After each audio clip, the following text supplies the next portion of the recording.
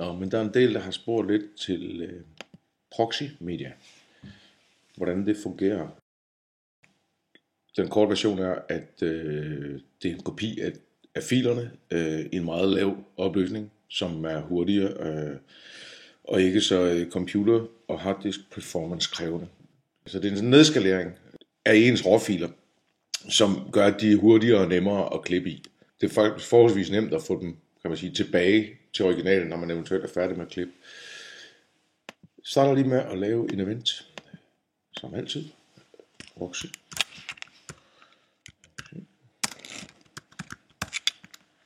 Så importerer vi noget medie. Og det kan være... Ja, den er måske meget cool, det her. Fordi den fylder ikke så meget. Jeg vælger bare herinde det klip. Det er fuldstændig ligesom man gør normalt. Og her er det så allerede tjekket i Create Proxy Media. Jeg kan også lave Optimized, som jeg vil bruge senere, nu når jeg skulle online. Og nu lader den bare stå i Proxy. Og her imports. Og de er poppet op her. Og det er lidt sjovt, fordi den står åbenbart i Proxy Media. Det er det, man ikke har lyst til at se. Nu kan I se her. Den er ved at generere transkoder i baggrunden. Og ved at lave proxyfiler. Men lige nu, der kom der liv. Og det er fordi, at den har ligesom en setting herinde. Under præference. Playback. Use proxy media. Eller use original or optimized. Min store maskine står altid sådan her. Og det er igen playback-kvaliteten. Better performance, høj kvalitet. Når den står i proxy media, hvis så ikke der er genereret proxy media filer, så vil de være offline. Fordi så kan du ligesom ikke finde dem. Hvis derimod den står til, eller det samme over, hvis den står til original, og der kun er proxyfiler tilgængelige, så vil den også være offline. Sætter den til use proxy media. Og de er hernede. Det er nogle åndssvage små stumper. Hvis man lige kigger herover i infovinduet, så kan man se Available Media Representation. Hvad er der at vælge? Men der er den originale, og der er proxy. Det var lige en lille... Så. Eller et projekt, som det hedder.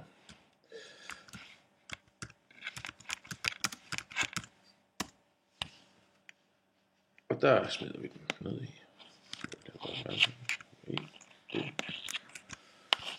Ja, så kører det lidt hernede. Og i det øjeblik, man vil outputte, så refererer den igen til proxy media, fordi at det står herinde.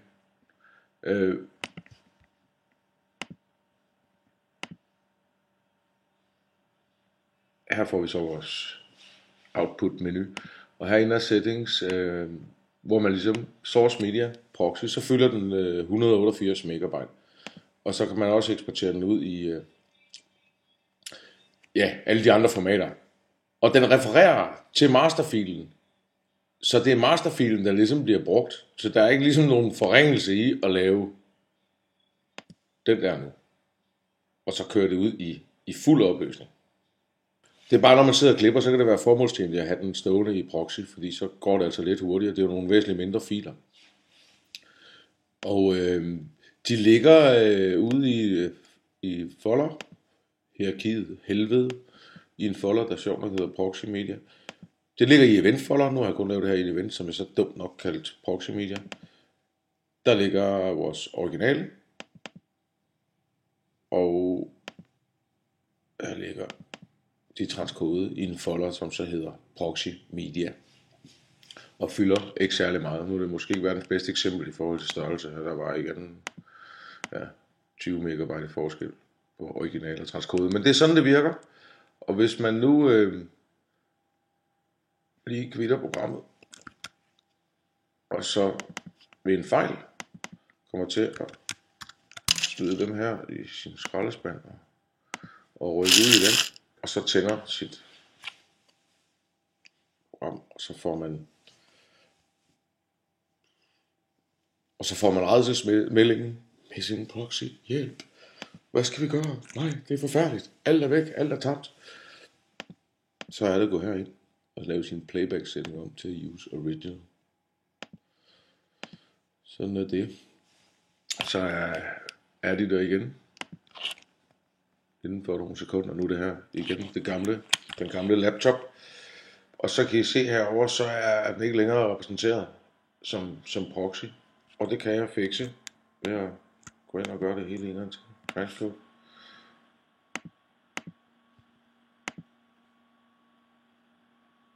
Så kører den derudad igen. Og transkoder for fuld skrue.